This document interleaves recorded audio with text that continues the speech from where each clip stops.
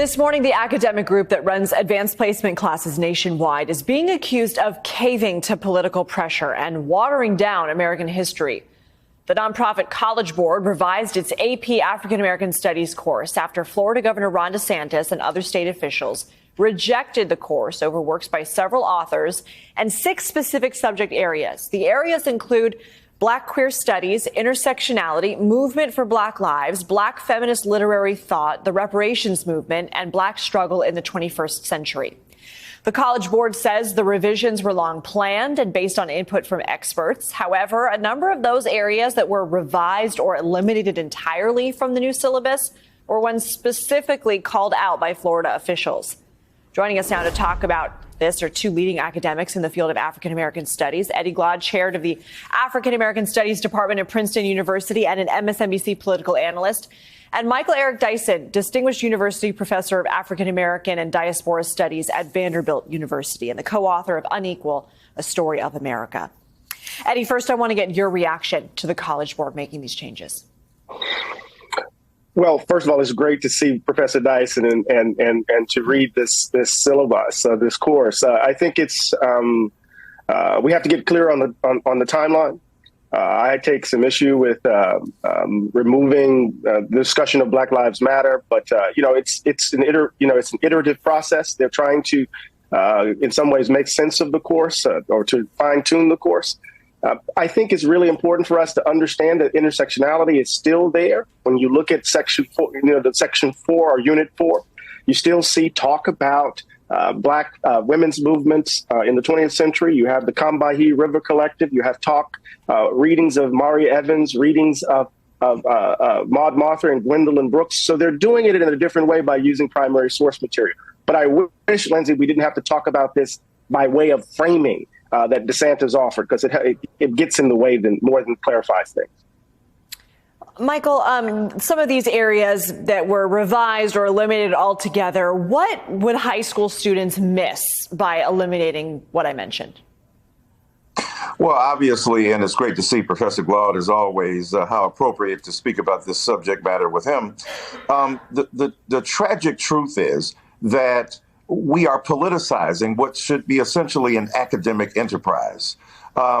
As Professor Glaude has already alluded to, there could be, without the intervention of Ron DeSantis and the folk in Florida, legitimate internal disputes about what to emphasize. Professor Glaude's course on African American studies would be different than Professor Dyson's, Professor West, Professor Hook's, Professor Gates, and so on, Professor Sharpley Whiting. There are all kinds of differences. We might emphasize intersectionality one way, somebody else might take up the Black struggle for freedom in the 20th century a different way. Those are legitimate concerns. Mm-hmm.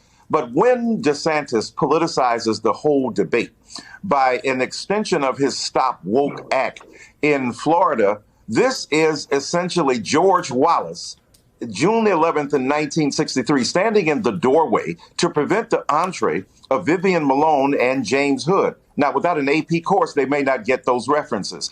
But the point is, it's not physically the same thing, but it's metaphorically the same thing. It's a governor attempting to politicize an academic and educational enterprise. We should have the freedom to challenge the very presuppositions of American democracy within the context of American political life and American academic life.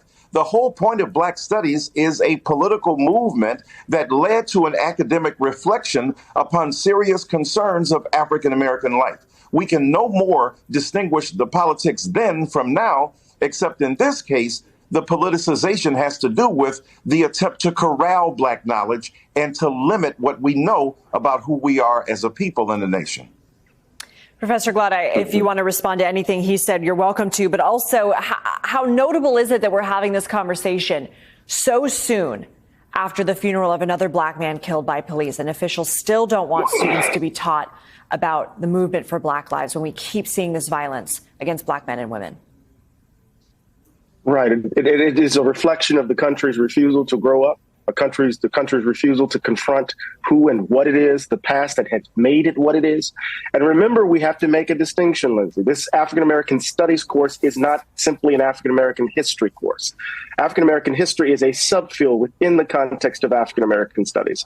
And what the AP course has done, I think, which has done pretty effectively, it will prepare students who will enter my courses as freshmen and women, right? They will come in with a baseline body of knowledge. Now, I think Unit 4 has this idea that it's dealing with movements and debates. It makes no sense to me that Black Lives Matter has now been reduced to a project that the students can voluntarily investigate, when Black Lives Matter is perhaps the most significant modern movement that we've experienced here. So it seems that that should be something a little bit more direct. The stuff around Black queer theory, what they've done is that they've moved it throughout the syllabus or the course, and they're using primary source material. They could be a little bit more direct, I think, in this regard. But like Professor Dyson said, if we were not dealing with this against the backdrop of Stay Woke acts, the backdrop of critiques of critical race theory, we could actually get at the content of the course. But instead, what we're dealing with is this fear of this historiographical displacement that's driving the terror and panic, and it's being used by people like DeSantis to motivate fears and grievance and for his own political and selfish ends. Professor Dyson, a spokesperson for DeSantis, told NBC News that the state education department is looking at the new framework for corrections and compliance with Florida law. What do you expect will happen? Well, I expect next that they'll interrogate people teaching quantum mechanics. Do they think that those who are teaching AP courses in biology have a sufficient knowledge of mitochondria? Or perhaps, if we're going to speak about the relationship between sports and culture, are they emphasizing Hank Greenberg at the expense of Sandy Koufax? How ridiculous is all of this?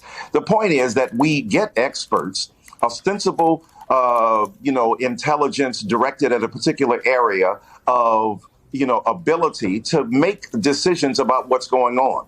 So if we have a governor standing in place in proxy for the vote of the people, the very point of Black studies is to interrogate the ignorance that clouds the possibility of learning about African American or Black culture. And as Professor Glaude has said, it's not simply history, it's politics, it's culture, it's critical theory. And they don't know the difference between most of these people, CRT and OPP. They have no idea between Tretch of the 90s hip hop group and the treacherous slippery slope we're on when we try to negotiate politically what should be going on in a classroom. So for me, the governor's words are empty. His spokesperson doesn't deal with the immediate matter. We cannot hyper-politicize the attempt to grasp knowledge. And let me end by saying this. The entire point of Black studies was that it was not being taught. It was refused to be taught. Now that those who have accepted bitterly the necessity of this course should not be in control of determining what it can contain. You don't go to Pharaoh to have a course on freedom. So what we have to do is to interrogate the practices and the thinking of the culture in which we live as part and parcel of a course on Black studies. What's going on here would make an excellent entree into a course thinking about the relationship between politics and the academy. Professor Glaude, final thoughts. Well, we buried Tyre Nichols yesterday. And that is a reflection, Lindsay, of the ongoing refusal of this country to understand that diversity is constitutive of who and what it is. And this course is just one example. And so we're in a moment of betrayal and backlash. And DeSantis is its face. And so we need to understand that for what it is and not cave to that, not allow it to frame what I take to be a substantive intervention here. Eddie Glaude and Michael Eric Dyson, thank you both so much.